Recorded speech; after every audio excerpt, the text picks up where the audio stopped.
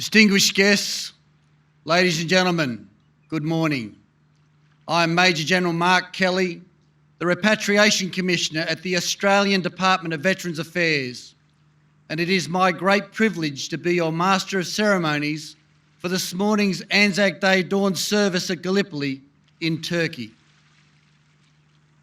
I will now broadly acknowledge our official guests, the Right Honourable Trevor Mallard, Speaker of the New Zealand House of Representatives, His Excellency Mr Mark Innes-Brown PSM, the Australian Ambassador to the Republic of Turkey, the Honourable Mehmet Oyazoy, the Turkish Minister for Culture and Tourism, ambassadors and members of the Diplomatic Corps, General Angus Campbell, AODSC, the Australian Chief of Defence Force, Air Vice Marshal Andrew Clark, the New Zealand Chief of Air Force, General Sir Mark Carlton-Smith, KCB, CBE, ADC, the United Kingdom's Chief of the General Staff, veterans, other distinguished guests, ladies and gentlemen.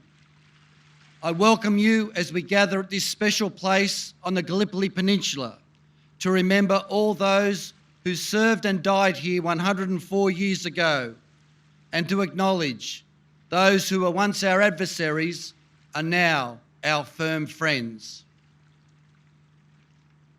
Our service today begins with the mounting of the catapult party. Catapult party! So!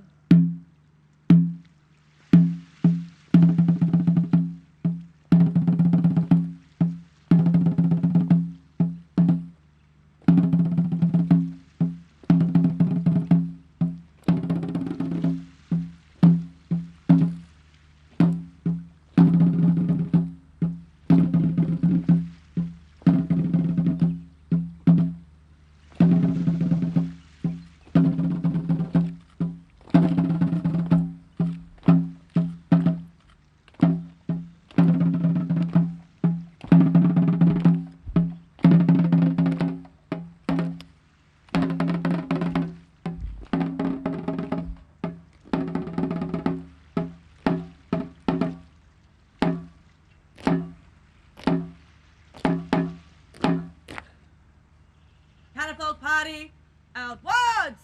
Turn! Catapult party, rest on!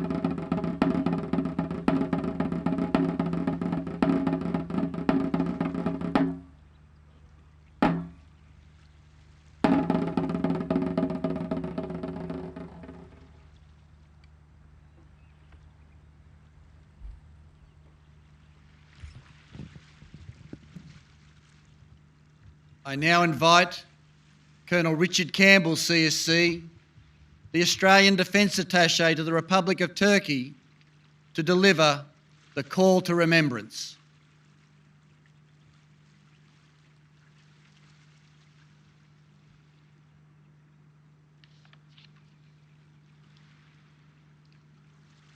The story of the Gallipoli campaign is at once unique and universal. Gallipoli was like no other First World War campaign. The very countryside over which men fought, the narrow beachhead, the sharp rise from the shore to the heights of the first ridge, the maze of cliffs and gullies, distinguished Gallipoli from any other battlefield.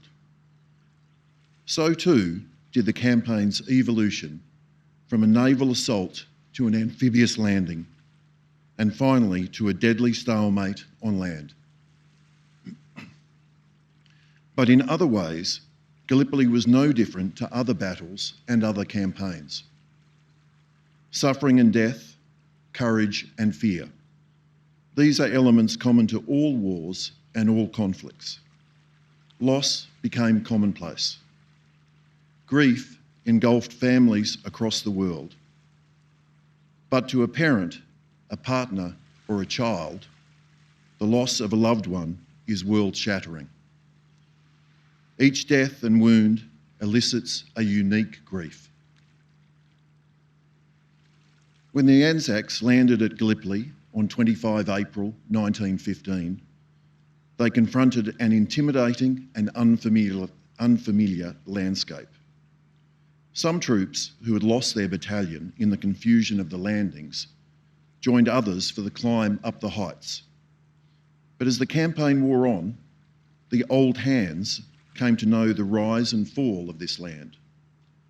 Survival depended upon it. Knowing the area is vulnerable to a sniper's bullet or the fall of a shell could save a soldier's life. But not always. The threat of death was ever present at Gallipoli. Before the campaign began, many among the Allies believed the Ottoman Empire would be easily defeated. The folly of these assumptions quickly became apparent. General Sir Henry de Beauvoir de Lisle wrote that he found the Turkish troops to be equal to the Germans and very brave in small attacks. Those who fought here lived a precarious existence. They endured heat and cold as seasons changed over the course of the campaign. They laboured to construct saps, dugouts, trenches, and terraces to hold their positions or to extend them closer to the foe. Water was scarce, and for the Anzacs at least, food was monotonous. Their diet of bully beef, hard tack, biscuits, cheese and jam soon wore thin. The August offensive failed. The weather turned. Storms lashed the peninsula in November. It became clear that supplying the troops over winter would be treacherous and a breakthrough was unlikely. The decision was made to evacuate. The last troops left Anzac on the night of 19 to 20 December 1915. For many, leaving the graves of fallen comrades was heart-wrenching. Waiting to embark on 19 December, Alfred Guppy of the 14th Battalion put his thoughts to paper. Sleep sound, old friends. The keenest part, which more than failure wounds the heart, is thus to leave you, thus to part.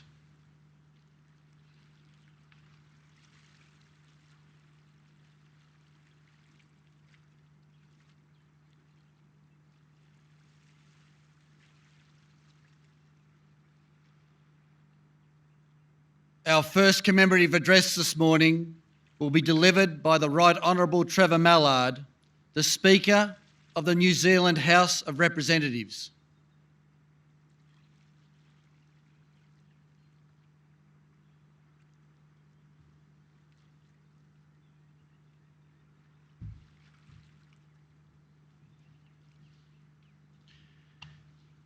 E tēnei marae tēnā koe, nā mate haere, haere, haere.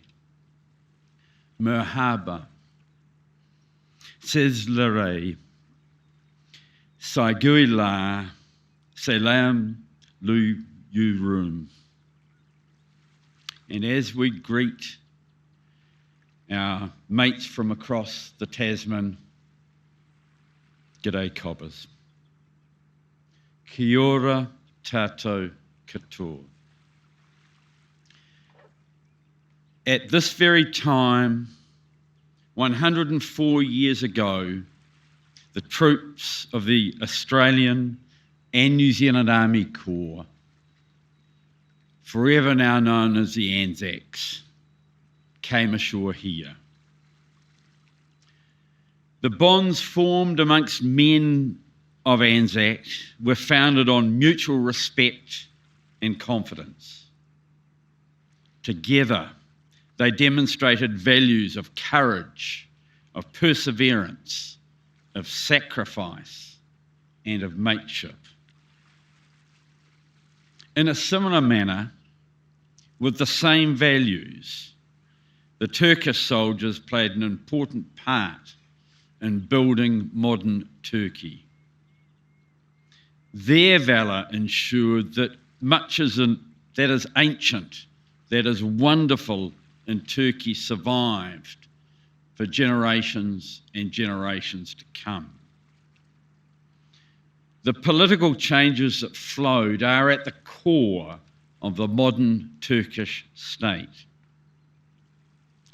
We memorialise Ataturk on the rugged south coast of Wellington in a place not very different from this.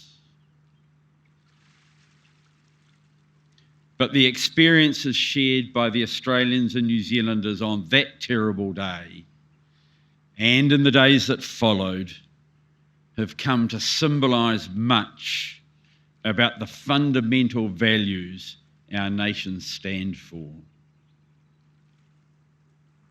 The great upsurge in research and writing on the Gallipoli campaign that was prompted by the centenary of the First World War means that we now know a great deal more about what happened here and why.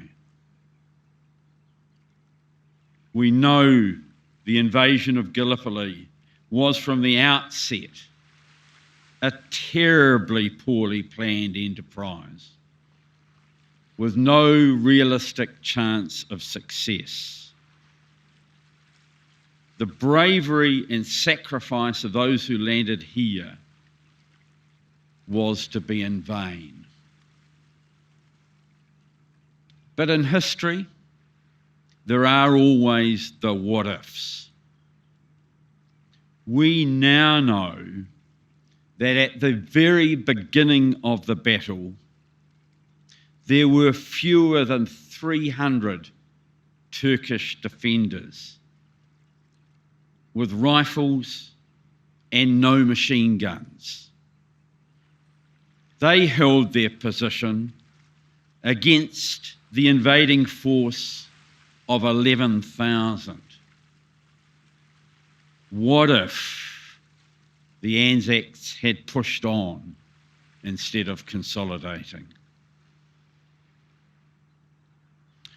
We do not gather here to mark a victory or defeat, but to pay tribute to the valour, the service and sacrifice of all those who fought here.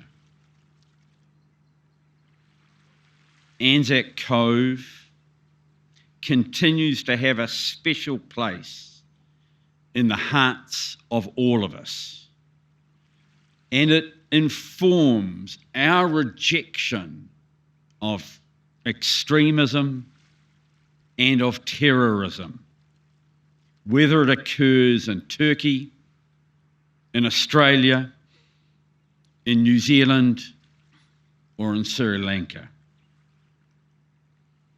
At this service and at other services around the world today, we reaffirm the special ties between Australia, New Zealand, and Turkey, and the continuing relevance they have as we seek to uphold their values.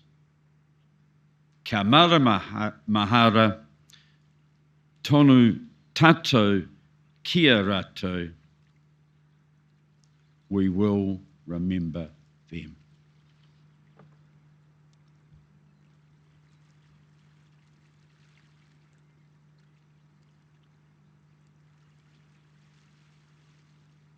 The Turkish forces who opposed the Anzacs at Gallipoli were led by Mustafa Kemal, who, as Mustafa Kemal Ataturk, was the founder of modern Turkey and became the first president of the Republic of Turkey.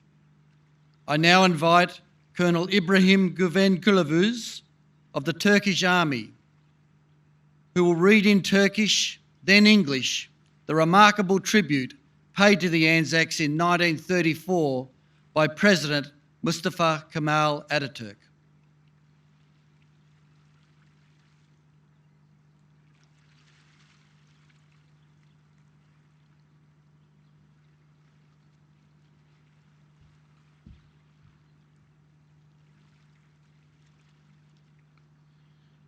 Bu memleketin toprakları üzerinde kanlarını döken kahramanlar. Burada bir dost vatanın toprağındasınız. Huzur ve sükun içinde uyuyunuz. Sizler Mehmetçiklerle yan yana, koyun koyunasınız. Uzak diyarlardan evlatlarını harbe gönderen analar. Gözyaşlarınızı dindiriniz. Evlatlarınız bizim bağrımızdadır. Huzur içindedirler ve huzur içinde rahat rahat uyuyacaklardır. Onlar bu toprakta canlarını verdikten sonra artık bizim evlatlarımız olmuşlardır. Mustafa Kemal Atatürk. Those heroes that shed their blood and lost their lives, you are now lying in the soil of a friendly country. Therefore, rest in peace. There is no difference between the Johnnies and the Mehmets to us. Where they lie side by side, here in this country of ours. You, the mothers, who sent their sons from faraway countries, wipe away your tears. Your sons are now lying in our bosom and are in peace. After having lost their lives on this land, they have become our sons as well. Mustafa Kemal Atatürk.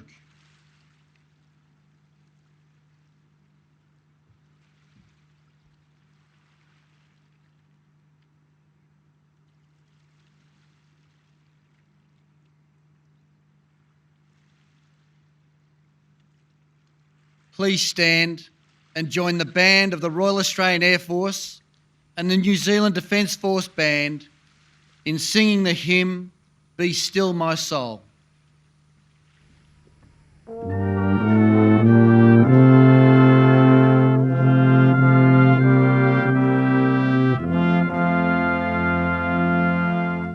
Be still my soul when dearest friends depart,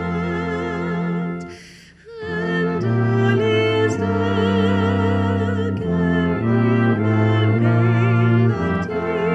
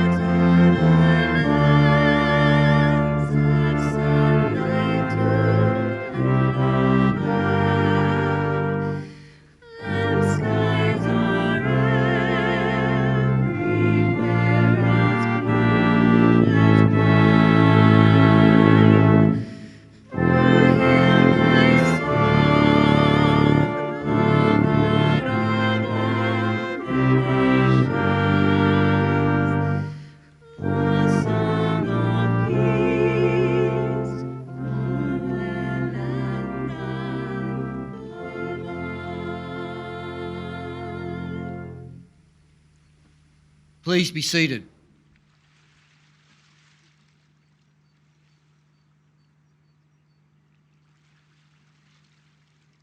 Our second commemorative address this morning will be delivered by General Angus Campbell, AODSC, the Australian Chief of Defence Force.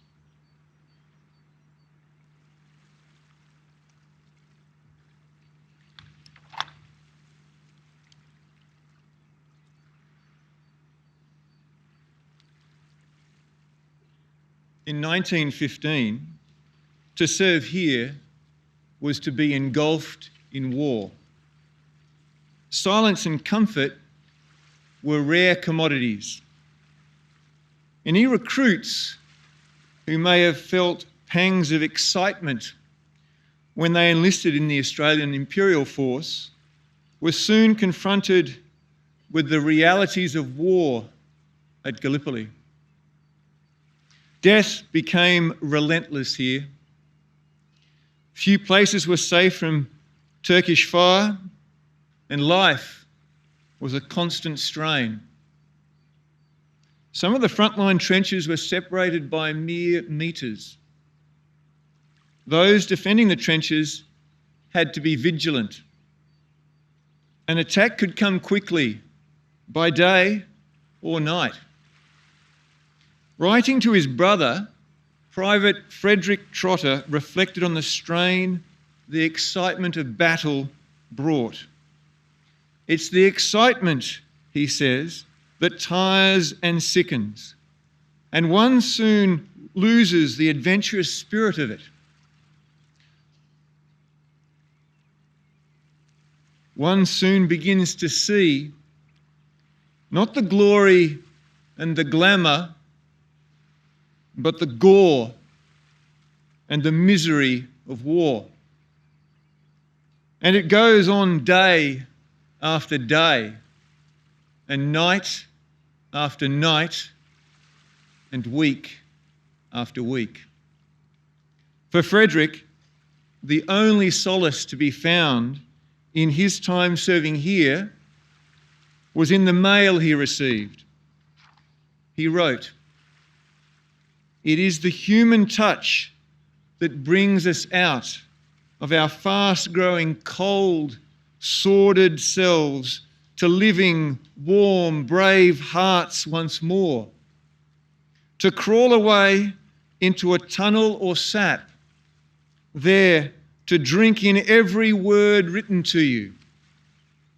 To conjure up before your mind's eye the faces of those who have written. To recall little incidents of a past life where all was peace and joy at home. This is the beautiful hour of the soldier's life." Frederick was a salesman in civilian life. He had spent some time in a rifle club before he enlisted. But this world of war must have been beyond anything he could have imagined. And like many others, his war continued beyond Gallipoli to the Western Front, where he earned a military medal. Frederick returned to Australia, but many thousands did not. The story of Gallipoli left an indelible mark in our collective history. It is one of our nation's foundational stories, one that means a great deal to a great many people. We're drawn to it, and not because it is a simple story told many times, but because it, and the stories of all Australians in war, is a complex one. It is in the shades of grey which makes the Anzacs so compelling. A century of remembrance, a century of scholarship has revealed their complexity. They were from the city and the country. They were young and older. They felt fear and anger, sorrow and joy. Some joined for the adventure, while others sought a secure income in the military, among a myriad other reasons for enlisting. Many thousands died, and many returned home broken, psychologically, physically, or both. Others came home and thrived. They were individuals who have become a collective group, the Anzacs. But it is in the detail of their individual stories that we can come as close as possible to understanding their experience. I encourage you all to seek out these stories. Whether you have a direct family connection or not, find just one soldier's story and you will gain a glimpse into the rich details of this campaign and the people who fought and lived in its shadow. Here, at what was once known as North Beach, we no longer see the piers, supplies, mules, field hospitals and aid posts which crowded this area in the latter months of the campaign. The sounds, smells and sights of the war have gone, but the stories remain with us. Turkey, New Zealand and Australia are forever connected by our shared history in this place, by a campaign that began for us at dawn on the 25th of April 1915. And at dawn on this day, for more than a century, we have gathered in cities and towns across Australia and New Zealand and across the world to remember them. For what they have done, this we will do, lest we forget. Lest we forget.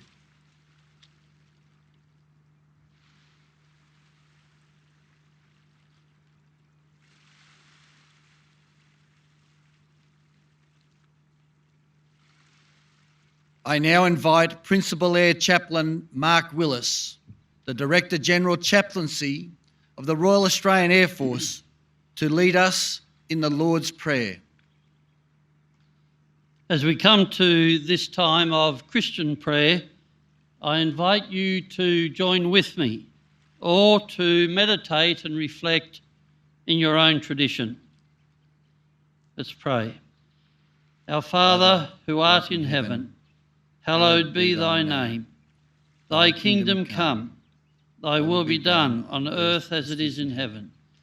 Give us this day our daily bread, and forgive us our trespasses, as we forgive those who trespass against us. And lead us not into temptation, but deliver us from evil. For thine is the kingdom, the power and the glory, forever and ever. Amen. Amen.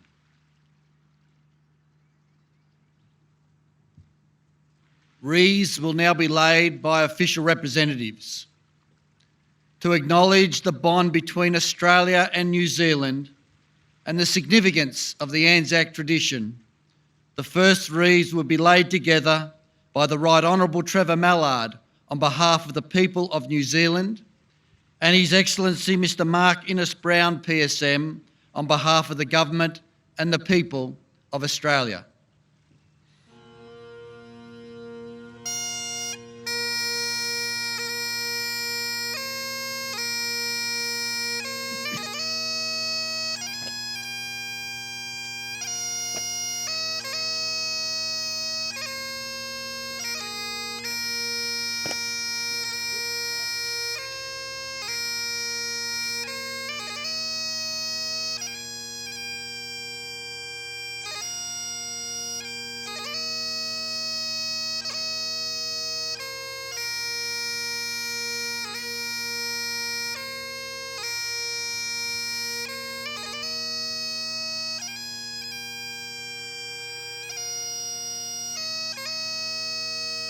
The next wreath will be laid by the Honourable Mehmet Arzoy, the Minister for Culture and Tourism, on behalf of the government and the people of the Republic of Turkey.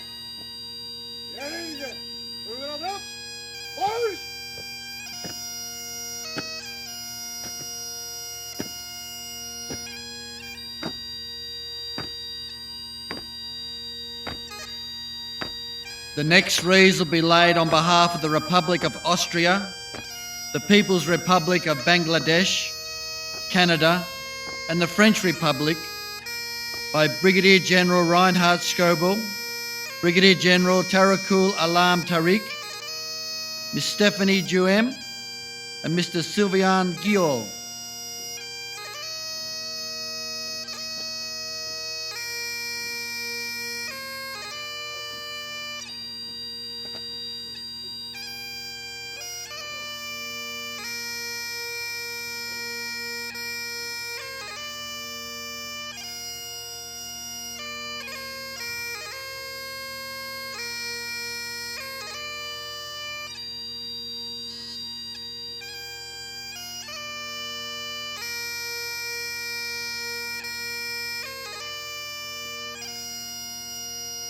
The next wreaths will be laid on behalf of the Federal Republic of Germany, the Hellenic Republic of Greece, and Hungary by Dr. Dirk Rotenberg, Colonel Dimitrios Arampatsis, and Lieutenant Colonel Janos Varga.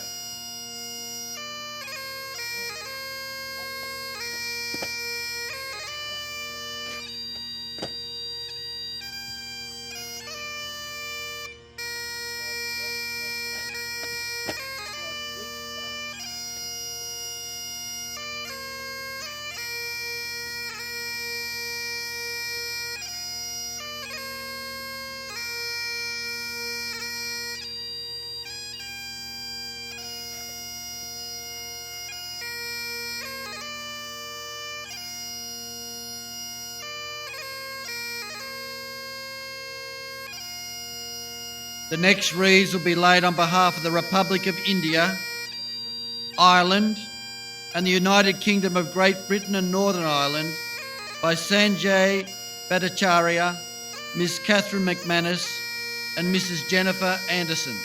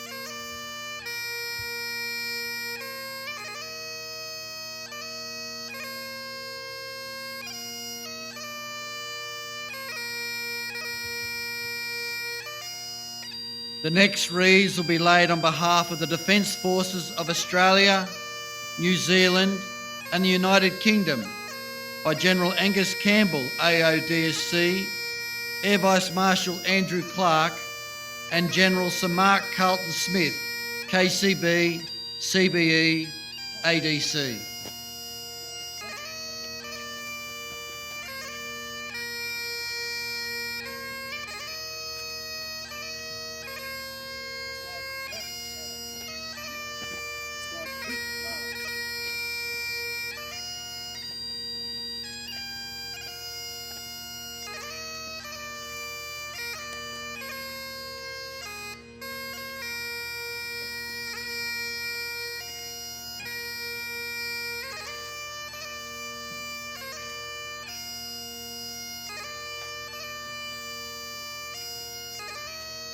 The final wreaths will be laid on behalf of the Commonwealth War Graves Commission and all veterans of Australia and New Zealand by Mr Julian Evans, Mr Don Spinks AM and Lieutenant Colonel Emma Thomas.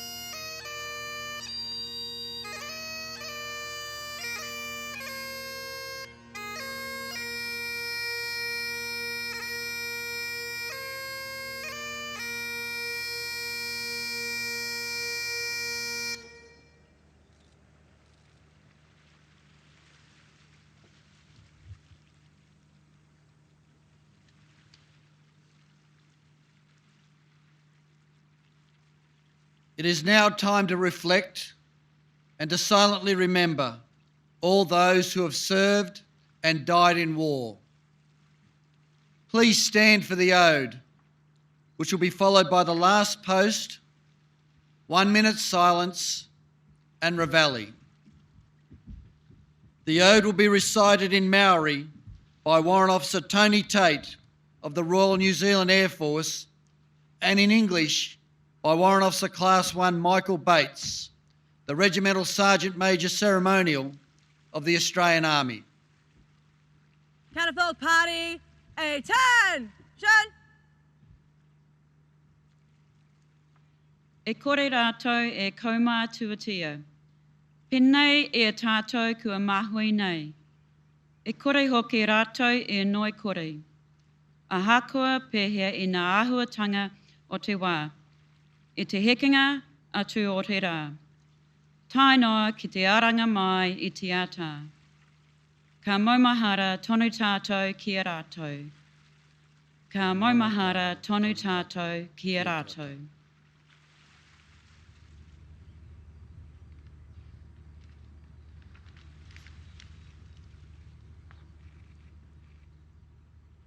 They went with songs to battle, they were young.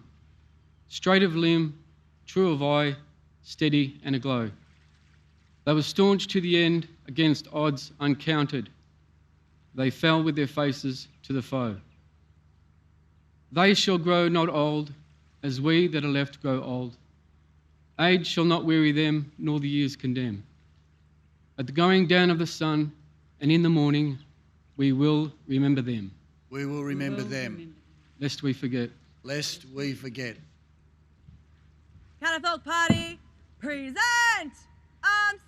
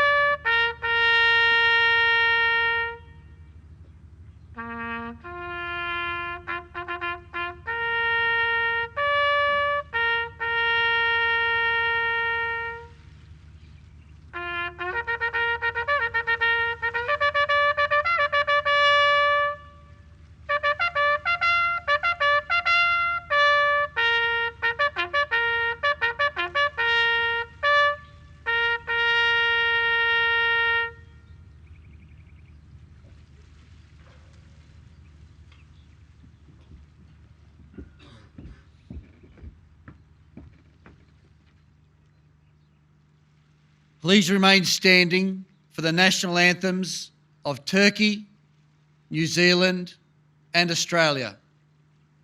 Catafalque Party, present arms.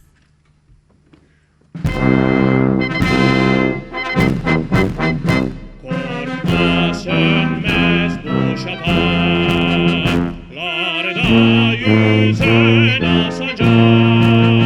Sönmeden yurdumun üstünde tüten en son ocak o benim milletimin yıldızıdır parlayacak o benim din, o benim milletimin değil ancak çatma kurban olayım çehrenin ey nazlı hilal kahraman ırkıma bir günde bu şiddet bu celal sana olmaz ökülen kanlarımız sonra helal hakkıdır Hakka tapa milletimin istiklal.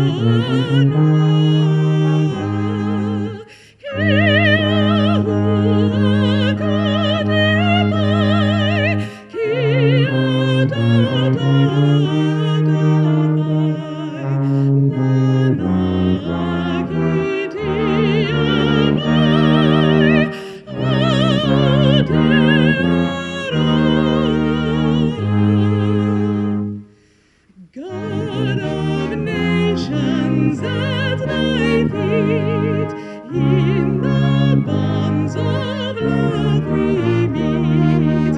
Hear our voices we entreat, God defend our free land. God mercy retrieve us now from the shouts of strife and war. May our praises heard afar. God defend us here.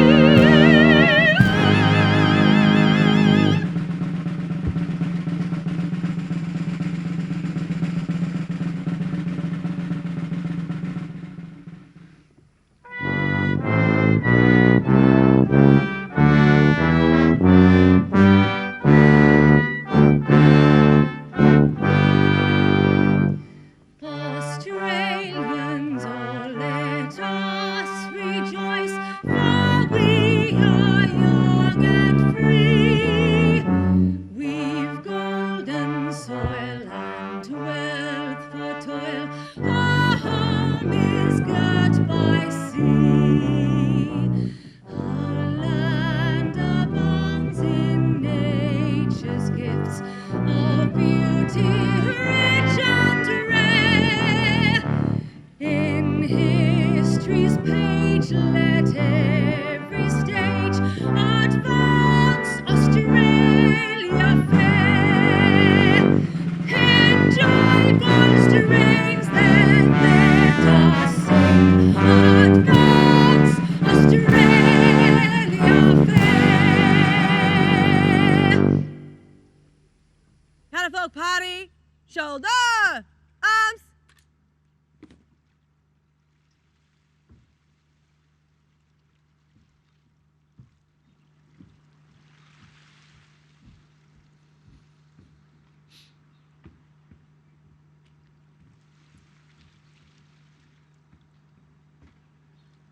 I now invite Chaplain Peter Olds of the Royal New Zealand Navy, Principal Chaplain Operations of the New Zealand Defence Force, to offer the final blessing.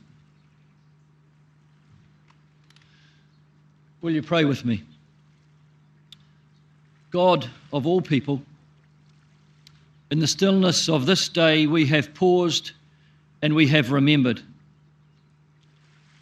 We have spoken of honour, of sacrifice, of kinship and of commitment. We have stood to speak, and we have stood in silence before each other and before you. May these acts of remembering, of acknowledging and of honouring, may our very silence shake us and shape us at the very core. May the gift that we have been given in the lives and in the deaths of those we have commemorated today produce in us works of peace, today and each day. Amen. Amen. Please be seated. We began our service this morning with the mounting of the catafalque party, and now the catafalque party will be dismounted. Catafalque party in words. Turn. Catafalque party. Quick march.